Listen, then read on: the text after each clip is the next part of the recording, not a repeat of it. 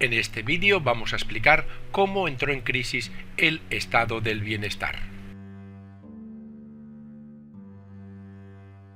Como hemos visto en otros vídeos, desde finales de la Segunda Guerra Mundial hasta la actualidad, en Europa existe un modelo social único, el llamado estado del bienestar.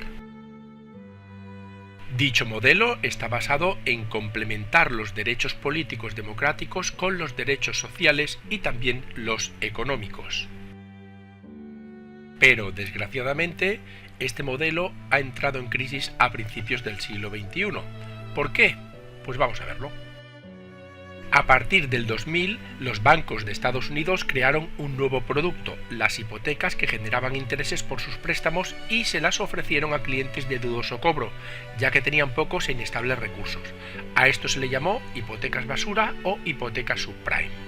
Para poder minimizar estos riesgos y esconder esta gigantesca operación especulativa, las hipotecas se camuflaron entre otros productos financieros que se vendieron a su vez a otros bancos y a otros clientes. Y al darse cuenta estos clientes de que no obtuvieron los beneficios que esperaban, se destapó el fraude bancario. Los bancos tuvieron pérdidas gigantescas y muchos se hundieron. Pero debido a que estamos en un mercado globalizado, la crisis pasó a Europa y al resto del mundo, y los bancos de todo el planeta que habían realizado operaciones similares también cayeron en cascada. Y aquí empezó la recesión económica, cerrando y quebrando empresas, especialmente constructoras, que no podían vender sus productos. Las constructoras provocaron un aumento del paro de los trabajadores y estos, al no poder pagar sus hipotecas, fueron desahuciados. Y hasta aquí un pequeño resumen de lo que ha sido la crisis del 2008, una de las más importantes del sistema capitalista. Vamos a ver paso por paso la línea cronológica de la crisis.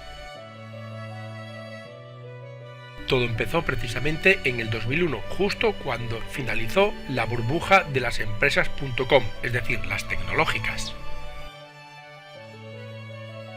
Y a partir de ahí empezó la burbuja inmobiliaria.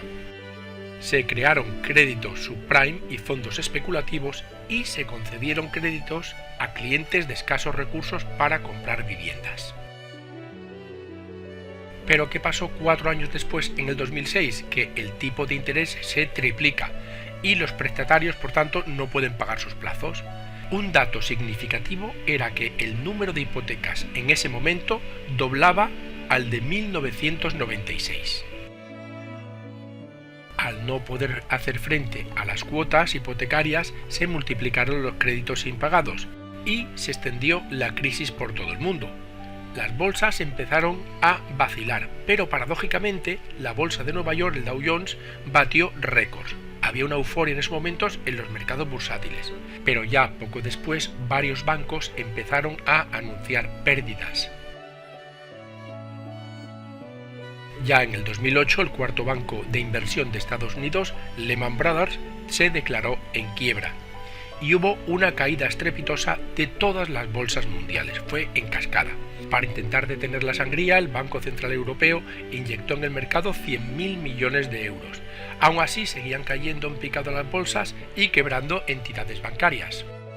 Estados Unidos inyectó también millones de dólares para comprar a los bancos los activos tóxicos. Europa lo que hizo fue crear un plan de ayuda para los bancos y además el Banco Central Europeo bajó sus tasas de referencia al mínimo histórico del 1%. Aún así, la crisis era imparable y se extendió por todo el planeta.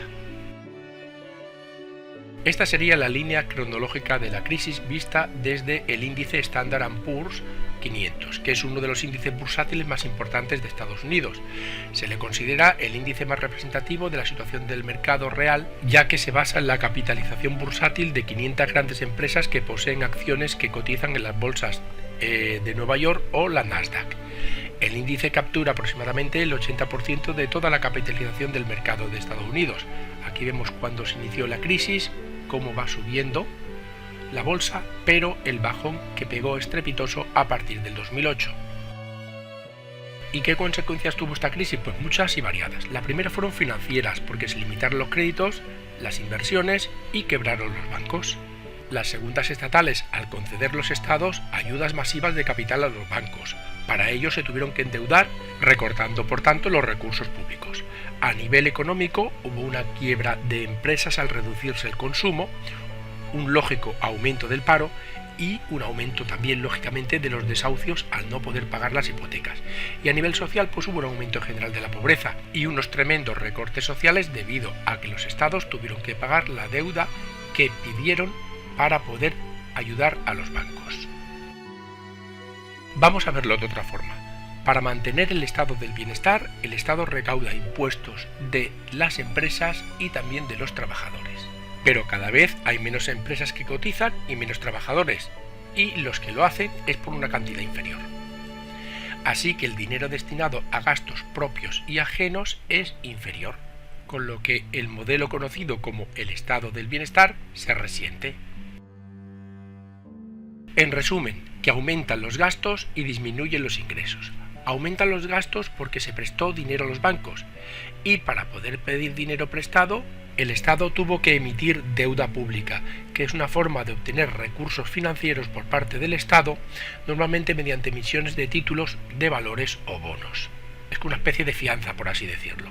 Y, por si fuera poco, aumentó el paro. Esto significa que aumentó el gasto en prestaciones sociales, es decir, que había que pagar a esos parados. Resumiendo, el Estado da dinero a los bancos y para ello tiene que pedir dinero prestado, y encima tiene más gastos porque aumentó el paro.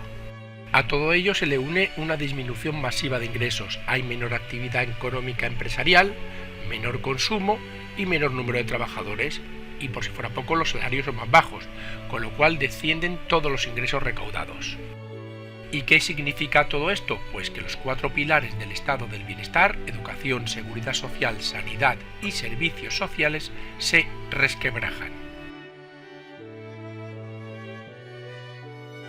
Y por consiguiente, estamos ante una verdadera crisis del modelo del estado del bienestar.